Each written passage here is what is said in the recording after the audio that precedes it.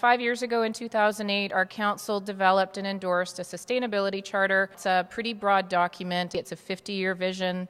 We have goals. We have 57 actions. We knew we needed to do indicators and targets, and we knew we needed to create a community task force for that purpose. We got our task force together. It included people from around our community in Surrey. We divided them by the 3 pillars. So we had a sociocultural group, environmental group, and an economic group. And they met over about a year, and we were facilitated with some people from HB Lanark in Vancouver. So initially, some of the discussion was around the purpose and the audiences for indicators, measuring our progress and accountability and reporting out to the community. We saw the main users of the indicators as council, but also the broader community and stakeholders and kind of what we called the engaged public. We didn't, you'll note, and I certainly didn't early on, think of it in terms of indicators for performance management. Initially, we had over 300 indicators. In the end, we ended up with 87. And I know when we started, our city manager was kind of hoping we'd have 10. It was a community-led process,